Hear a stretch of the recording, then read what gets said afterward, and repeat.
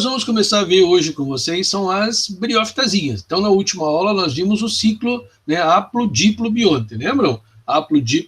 Ciclo haplo-diplo-bionte é aquele ciclo em que você tem uma parte da vida do ser, ela é haploide, e a outra parte da vida do ser é diploide. Então, haplo-diplo-bionte. Por que nós vimos aquilo? Nós vimos as plantinhas justamente para começarmos a ver agora como é que esse ciclo aparece nos vegetais, né, que nós vamos a partir de agora começar a ver com vocês. Bom dia. Tá? Então, sem muitas delongas, olha lá, né, as briófitazinhas, deixa eu só pegar uma canetinha aqui. Tá? Beleza. Então, vamos para frente que atrás vem gente, certo? Então, ali em cima, vocês já estão vendo um desenho aqui, ó. Aqui, ó, vocês estão vendo um desenho já, né, de uma briófitazinha. Pode ver, ó, isso aqui é uma briófita. Parece uma grimpazinha de pinheiro aqui, tá vendo? Ó, com uma estrutura em cima dela, ó, que está nascendo dela, tá? Então, o que são as briófitas, lembrando vocês, né? Briófitas são todas aquelas plantas de transição.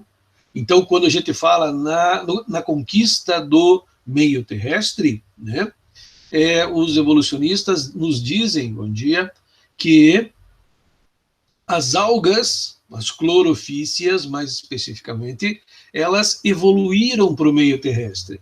Então, aquela história de algumas algas ficarem grudadas em pedrinhas, né, nas pedras, nas rochas, e aí, né, um tempo de vida, elas ficam 6 horas fora da água, 6 horas dentro, algumas podem ter evoluído aguentando mais tempo fora da água, e devagarzinho elas foram fazendo o quê? Conquistando o meio terrestre. Tá? Essas briófitas são parentes daquelas iniciais lá que conseguiram conquistar o meio ambiente. Então são aquelas plantinhas de transição, aquelas plantinhas que saíram da água e conseguiram conquistar o ambiente terrestre. Mas elas ainda têm alguns problemas, né? Justamente por ter evoluído para o meio terrestre, né, elas enfrentam alguns probleminhas, né, que elas vão ter que resolver a partir da evolução. Então nós vamos partir da mais simples, que seriam as briófitas, para chegar lá nas angiospermas, lembram? Que são aquelas plantas bem mais evoluídas que nós conhecemos. Então aqui algumas características para vocês, né? Então são plantas de transição, aquelas plantas que estão saindo da água e indo para a terra, no caso. Por causa disso, elas ainda são muito simples. Elas não possuem raiz, nem caule, nem folha. Mas tem algumas estruturas que a gente vai chamar, né, de rizoide, cauloide, filoide. Por quê? Porque lembram caule, lembram raízes, lembram folhinhas, mas elas não têm a mesma estrutura das plantas mais complexas. Tá? Mas elas também não são algas, porque elas já ficam fora da água e elas já começam, lembram, a separar. Aqui embaixo tem uma frase errada aqui, ó, tá? Agora que eu vi, estava vendo aqui, né? Está escrito assim, ó, aqui embaixo, ó, como as algas possuem corpo na forma de talo. Na verdade, não mais, tá? Isso aqui está errado, tá certo? Ó, então, despreza isso aqui. Até vou trocar de cor aqui, ó, só para deixar aqui nesses lidinhos, porque agora vendo aqui que eu vi que tinha essa frase aqui, tá? Então, ó, isso aqui tá errado, tá? Então não considere ali, tá? Foi um erro. Ela não é talófita mais, tá? Talófita são as algas. Ela, na verdade, ela tem já uma pequena diferençazinha lá entre o ser, tá? Então, veja, tem rizoide, que seria um primitivo de raiz. Seria uma estrutura mais adaptada para a fixação dela no meio terrestre. Tá? E não como uma raiz de árvore, por exemplo, que serve para tanto fixar, mas também para absorver sais minerais. Ou nessa plantinha, todo o corpo dela, em contato com sais minerais e água, é capaz de absorver. Tá? Então é um começo de diferenciação no corpo desses seres. Não esquecer de que, como qualquer alga, qualquer planta, ela faz fotossíntese. Então ela consegue fabricar o seu próprio alimento. Então ela precisa de luz, mas ela enfrenta um dilema. Como ela é uma plantinha muito simples e ela precisa de luz para fotossíntese, ela tem aquele dilema assim, ó, se eu me expuser muito ao sol, tá, essa água dentro do meu corpo vai secar. Então elas precisam de luz, mas elas estão sempre em locais sombreados, né, aonde não pega sol diretão. Tá? De quem nós estamos falando? Dos musgos, para vocês se localizarem. Então, os musgos, eles estão sempre se desenvolvendo em locais que têm o quê? Umidade e sombreamento. Não pode se expor a um sol direto. O sol direto sobre elas mata, e daqui a pouco nós já vamos ver por quê. Por osmose. Então a água vai subindo, né, vagarosamente. Por causa disso, ela não pode ser uma planta muito grande, senão a ponta ficaria sem receber água e ela morreria. Olha o tamanho delas aqui na mão dessa pessoa, ó, tá? Olha o tamanho que elas são pequenininhas. Isso aqui é uma turfinha, tá? Isso aqui, olha assim, ó, tá?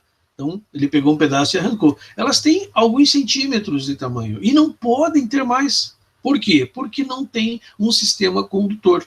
Então, já guardem para vocês lá para o vestibular, né, que o sistema condutor é que propiciou as plantas a se desenvolverem em troncos muito grandes, plantas muito grandes, como a sequoia, né, 100 metros de altura.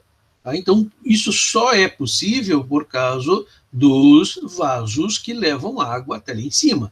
Essas plantas não têm. Nanicas, pequenininhas. Tá? Outro problema delas. Como elas não têm raízes no solo para ir lá retirar a água lá na profundidade, não tem esses tecidos, elas só se desenvolvem em locais úmidos, aonde tem água. Aí as paredes do próprio corpo dela vão absorver água. Isso é bem comum, a gente vê isso em filmes, né? Quando o pessoal pega a turfa é uma briófita. Lá na Europa, né? Então tem a turfa é o que predomina, digamos, naquela região, né? Vocês sabem, regiões em que tem muita neve, e eles cortam aquilo, né, na forma de tijolo para cobrir casas, etc. Porque a turfa, ela retém a água dentro dela justamente para isso. Então elas se juntam, as plantinhas se juntam e retêm a água lá, porque elas precisam dessa água, não deixam a água passar. Então, se um dia vocês estiverem perdidos lá nas florestas da Europa, né, vocês vão poder fazer um toldozinho com madeira e cobrir com turfa. Aí, se chover, a água vai cair em cima da turfa e não vai passar para o lado de baixo, né? Porque a turfa vai reter essa água dentro dela. Ele precisa disso, senão ele morre. Uma outra coisa bem interessante das briófitas, né, bem legal, é que elas são indicadoras de poluição. Aonde eu encontro briófita, o ambiente está bom. Aonde eu não encontro mais briófitas, e tinha antes, significa que alguma coisa mudou. Normalmente a poluição. Elas são muito sensíveis, porque quando chove, a primeira chuva carrega os elementos que tem na atmosfera. Se essa atmosfera está poluída, né, essa poluição vai direto para as briófitas. E como elas absorvem a água, elas vão absorver essa água contaminada e acabam morrendo. Então, para os biólogos, ela é muito importante como indicadora de condições ambientais. Se eu encontro elas lá, eu digo, ó, esse ambiente está legal. Lembra da minhoquinha, que era um outro indicador? Ah, faço um buraquinho, encontro a minhoquinha lá, beleza, né? A terra está boa. Encontro essas briófitas, tá boa, né, o local ali, tá? Não encontro mais, opa, aconteceu alguma coisa, tá? Então elas são interessantes, muito interessantes por causa disso, ok?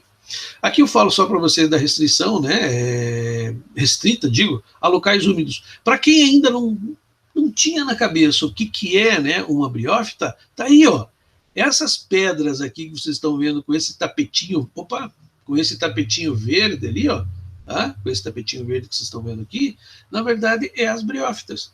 Mas, professor, aquilo ali não é limo? Não, é musgo. Limo é outra coisa. Limo dá na água, lembram? Então são algas que ficam sobre as pedras. Aí você pisa naquela pedra, ela tá lisa, você cai. Esse aqui não, esse aqui parece um tapetinho. Né? Você sente, você passa a mão assim, você sente as plantinhas, é um tapetinhozinho. E veja aqui nessa floresta, né? Não é uma floresta nossa, dá para ver que é uma floresta europeia, né? Tem aqui as árvores decíduas que estão perdendo folhas, etc. Tá? E ó, mas aqui também aparece, né? Então ela tem aqui, ó, tá nesse local aqui sombreado, veja que não tem muita luz, a umidade desse local é legal, e aí ela se desenvolve joia, tá? Então ela vai para frente. Aqui só tem a parte do anterídeo anterozoide que a gente não falou ainda com vocês, esqueça, tá? Tá perdida essa foto aí. Vamos para frente. Classificação delas. Nós temos basicamente 3 tipos, mas ninguém vai perguntar exatamente a classificação dessas plantas para vocês. Eles vão pedir para vocês algumas características dela. Por exemplo, nós temos as hepáticas. Tá? As hepáticas são um tipo de briófita em que alguém achou que era parecido com um fígado, né? Então, com aqueles bifinhos que vocês adoram de fígado, né? Todo mundo, hoje vai ter fígado no almoço, vou comer fora, né? Então, não, tem gente que gosta e eu gosto, né? Então, ó, isso aqui, ó, alguém lembrou que era um fígado e chamou de hepática por causa disso. Ela é diferente um pouquinho das outras briófitas porque ela é largadona no chão, né? Como se fosse uma folha grande, não é, tá? Mas é como se fosse uma folha larga. Aqui existem várias delas vivendo aqui. Certo? Então, elas são epífitas na sua maioria. Professor, não me lembro mais o que é epífita. Epífitas são aquelas plantas que vivem sobre outras plantas, né? Então, lembram, não são parasitas. Ah, mas estão parasitando a plantinha, vai matar a planta. Não, elas só pegam uma carona. Epífita é uma coisa, parasita é outra, né? Parasita vai prejudicar o ser. Né? Uma epífita não, uma epífita pega uma carona, é uma relação lá da ecologia, lembram? Ela vai pegar uma carona para crescer um pouquinho, para sair um pouquinho do chão, né? Aí ela pode pegar um pouquinho mais de luz, mas ao mesmo tempo ela tem que ficar por ali, por causa da umidade que ela precisa, tá? Ó, fixam quando no solo, né? Ficam lá presas ao solo por causa dos rizóides, que são aqueles primeiras estruturas que vão formar as raízes um pouquinho mais para frente, tá? Depois da fecundação, que a gente ainda vai ver, vai formar-se o ovo zigoto, que vai dar origem ao esporófito. Isso é comum, isso é normal em todas as briófitas, tá? Mas a gente deixa quieto que a gente vai ver lá no finalzinho o ciclo daí, tá? Para a gente entender melhor, ok? Vamos para frente. Aí, essa outra partezinha do esporófito aqui eu quero falar lá no ciclo, que eu acho que fica mais legal para vocês, tá? Aqui, ó, um exemplo de uma briófita vista bem de pertinho. Agora, aqui é o importante, para a gente entender o ciclo que vai vir ali atrás, ó, eu preciso que vocês lembrem disso aqui, tá? Aqui, ó, se vocês prestarem atenção, vocês vão ver uma plantinha aqui, verdinha, parece uma grimpa de pinheiro aqui, tá vendo? Uma grimpazinha de pinheiro. E em cima dessa grimpa, vocês estão vendo esse talinho aqui, tá? Essa grimpazinha de pinheiro não é uma grimpa de pinheiro, não é uma grimpa de pinheiro, não, né? Lembra, só que é muito mais delicada, muito menorzinha, né? Não espinha, né? Do jeito da grimpa, tá? Mas está aqui, ó, lembra, tá? É o chamado gametófito, tá? Então, essa parte é o gametófito. Não pode esquecer, ó, o gametófito está em contato aqui com a terra, vai ter um rizóide, essas folhinhas que são os folíolos, tá? Ela tem aqui um caulezinho, uma estrutura muito parecida com o caule aqui no começo, né? Mas que eu falei para vocês que não é. Então, ela é aqui, ó, uma plantinha que está ligada ao chão, certo? Em cima dela, prestem bem atenção, em cima dela nós vamos ter o esporófito, tá? O esporófito é essa partezinha que vocês estão vendo aqui, esse pedúnculozinho, esse é o esporófito. Tá, professor, mas e daí? As perguntas são bem assim, ó. Lembra do ciclo haplo-diplo-bionte? Qual é a fase haplo? Qual é a fase diplo? Então, veja, qual é a fase haploide dessa planta? A fase haploide é o gametófito. O gametófito, esse que vocês estão vendo aqui, ó, que eu estou pintando ele agora, ó, o gametófito, ele é N, tá? Se eu pegar qualquer célulazinha ali, né, tirar um pedacinho da célula, for lá no microscópio, dar uma olhadinha, eu vou achar, no microscópio eletrônico, né, lógico, eu vou achar N cromossomos, um número ímpar de cromossomos, tá? Um exemplo, 10, certo? 10 cromossomos.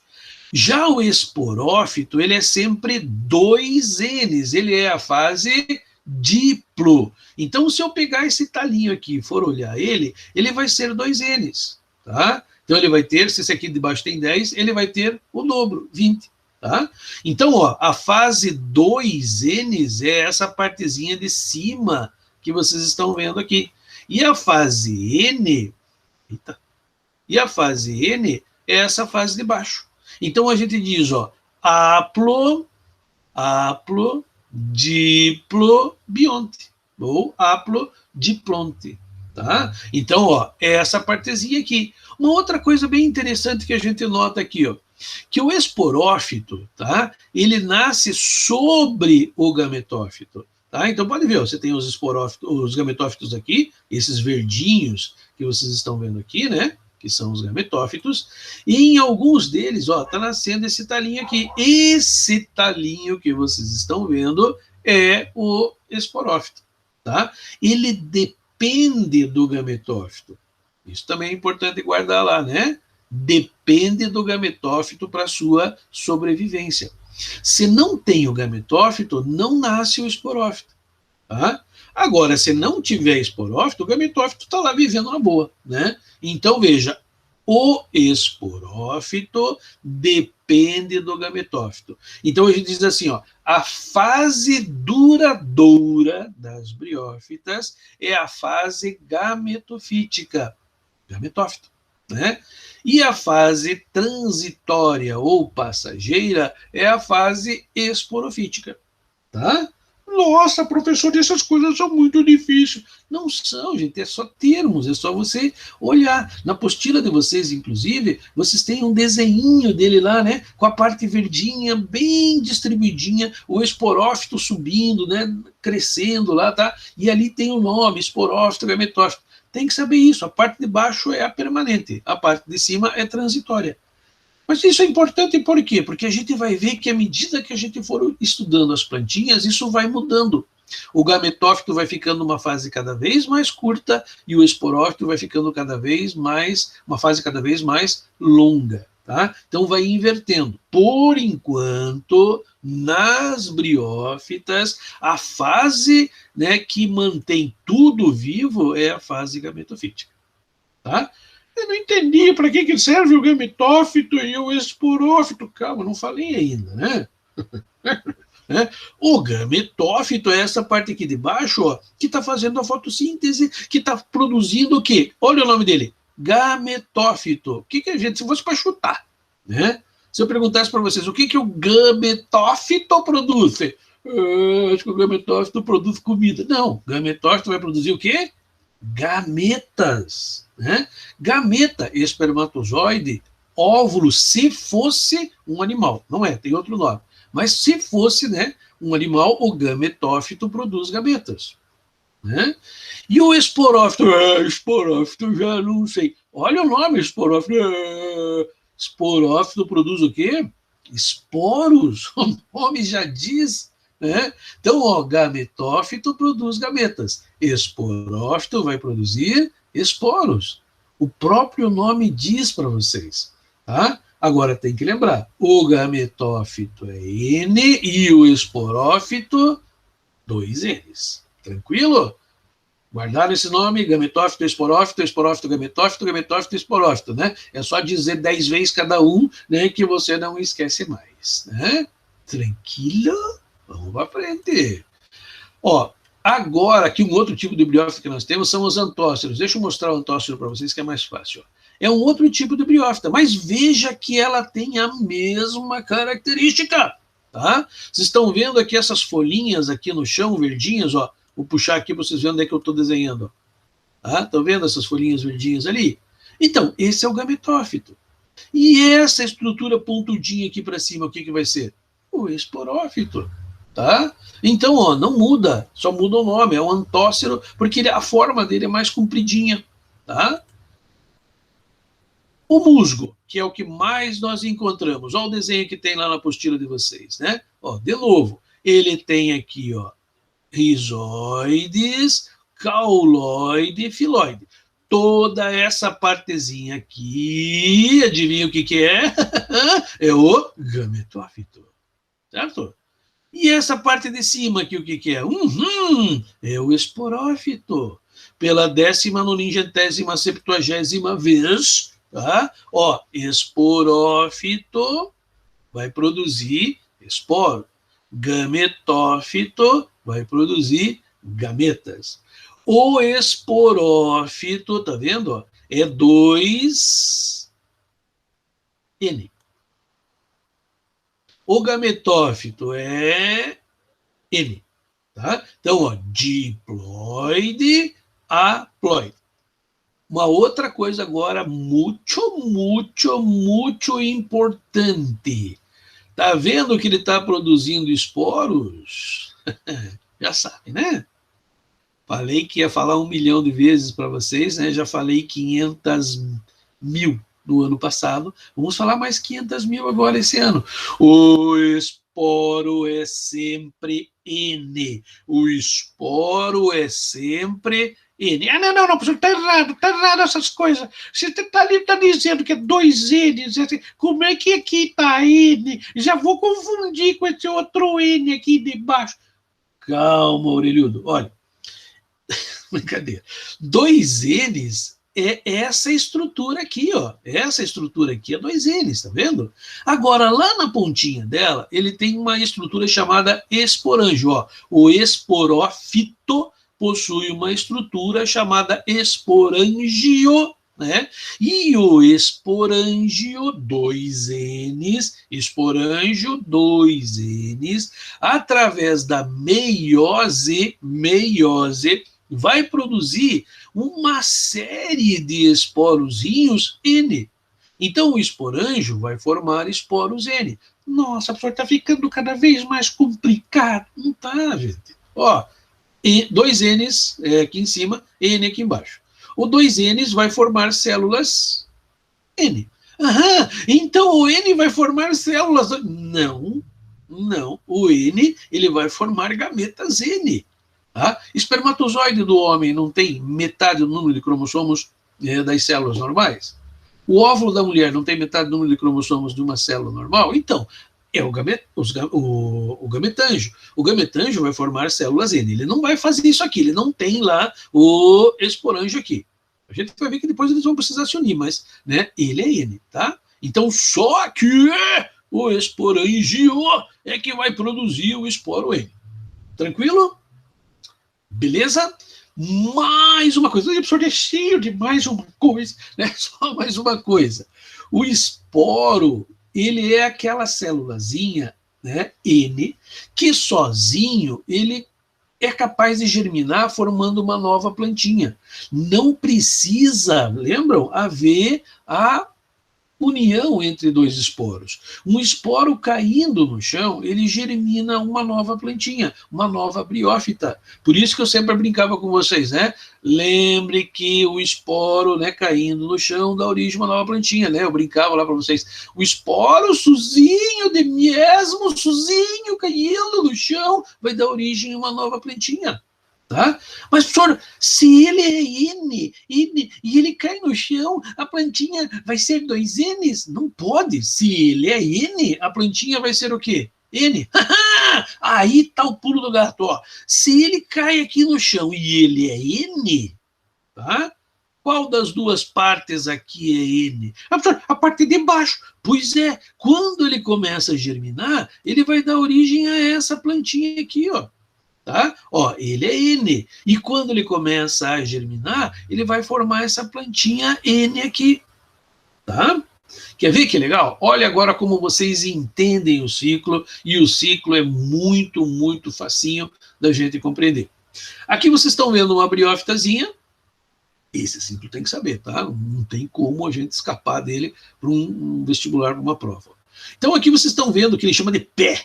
Né? Pé, a gente sabe que é o gametângio. Tá? Em cima do gametângio, você está vendo aqui o esporângio. Observe que ali do ladinho está escrito assim, ó, gametófito feminino. Tá vendo? Aqui ó, do ladinho. Consegue ver lá? Eu aqui não consigo ver porque o meu está bem no cantinho. Mas vocês conseguem ver lá que está escrito gametófito feminino? Me digam ali se estão conseguindo ver ou não. Então, vocês estão vendo ali, né, que está escrito lá, ó, gametângio feminino. Por quê? Porque só o feminino é que vai formar essa estrutura aqui, tá? O gametângio masculino não forma. Mas, professor, o que é gametângio masculino e feminino? Então, eu vou dar um pulo, ó. Daqui, ó, sigam-me, né, os justos, olha lá. Tá vendo lá? Vim aqui, ó. Até onde tem os esporozinhos. Os esporozinhos, que vocês já sabem que é N, o esporo é sempre N, o esporo é sempre N, o esporo é sempre N. Tá? O esporo caiu no chão. Agora, não caiu um esporo. Veja, liberou vários esporos. Desses que caem no chão, alguns esporos vão formar gametas femininos. Já está lá, é como se fosse o espermatozoide que carrega XX, XY. O dele não tem isso.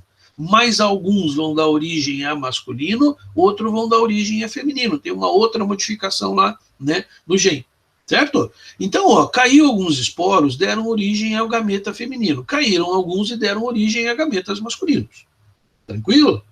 Aí tá lá, né? O gameta tá lá, essa plantinha, né? E aqui no meio aqui ela tem uma estruturazinha, né, feminina, e aqui no meio uma estrutura masculina. E eles estão lá, contente e feliz da vida, né, fazendo a sua fotossíntese sem incomodar ninguém. Aí chove. Quando chove, a água cobre essa estrutura aqui, né? E quando isso acontece, olhe que legal, os gametas masculinos que estavam aqui, que eram N, vão sair nadando, como qualquer gameta, tá? Vão sair nadando, eles precisam da água ambiental para isso, se não tiver água, não tem reprodução. Eles vão sair nadando e vão vir até a parte feminina. E aí vai acontecer a fecundação, só se tiver água. Se não tiver água, Mas, professor, aonde que são formados gametas? Bem aqui na pontinha, onde vocês estão vendo essa bolinha ali, ó. Quer ver? Olha lá o zoom, estão vendo lá? Tum, tum, tá vendo? Ó? Bem ali, ó, vai se formar o gameta masculino. Aonde? Numa estrutura chamada de anterídeo. Anterídeo é como se fosse, uma comparação bem grosseira, é como se fosse o testículo, né? O testículo, tá, vai formar espermatozoide. O anterídeo vai formar os gametas aqui, ó, tá? Que o anterídeo vai formar os anterozoides, porque o nome dessas estruturazinhas que vocês estão vendo aqui, ó, não pode ser espermatozoide. Espermatozoide é de animal, então deram o nome de anterozoide, olha aqui, ó, que é o gameta masculino. Então, o anterídeo forma anterozoides. O anterídeo equivale ao testículo, anterozoide equivale ao espermatozoide. Tá? Então, ó, anterídeo, anterozoide. Anterídeo, bem aqui no meio, lá, ó, de novo, lá onde está piscando, tá? Que ele vai ser produzido e vai sair nadando até a parte feminina. E na parte feminina, professor, o que tem? O que tem lá na parte feminina? Na parte feminina, assim como no caso dos animais, nós vamos ter o quê? Nós vamos ter uma estrutura chamada de arquigônio, aqui embaixo, ó. Arquigônio, tá vendo? E esse arquigônio é essa partezinha verde que vocês estão vendo aqui, ó. Vou fazer desenho aqui que é melhor. Essa partezinha verde aqui, esse é o arquigônio. É como se ele fosse o ovário da mulher, tá? Então aqui embaixo, ó, é como se fosse o ovário, tá vendo? E o ovário produziu o quê? Produziu, no caso dos animais, um ovo. No caso dos vegetais, isso aqui, que equivale ao óvulo dos animais, recebe o nome de oosfera, tá? Então ele vai produzir a oosfera. Tudo de novo. Então vamos lá de novo. Ó. O anterídeo vai produzir o anterozoide, o espermatozoide das briófitas, entre aspas, tá? O arquigônio vai produzir a oosfera, o óvulo, né, dessa plantinha. Aí veja, os anterozoides vão vir nadando, e aqui, ó, eles vão penetrar aqui no arquigônio, eles vão entrar aqui no arquigônio, vão descer por aqui e vão fecundar essa célulazinha que está aqui. Ora, eles eram N. Essa célulazinha aqui é N também. N com N, 2 N's. Professor, onde que estava bem isso aqui? Ó, isso aqui está aqui, ó. Tá vendo, ó? Ele está aqui, ó. Tá vendo? Nessa pontinha aqui em cima. Então, isso aqui está escondido aqui, ó, protegido pelas folhinhas ali, tá? E aí o que acontece, professor? Veja, essa célulazinha, assim como um óvulo fecundado, vai começar a se dividir em 2, em 4, e vai se dividindo, e vai se dividindo, e vai se dividindo, e à medida que vai se dividindo, vai formando um pedúnculozinho aqui que começa a subir. esse pedúnculo vai... E lá na ponta ele se dobra. Olha, gente, é esse aqui.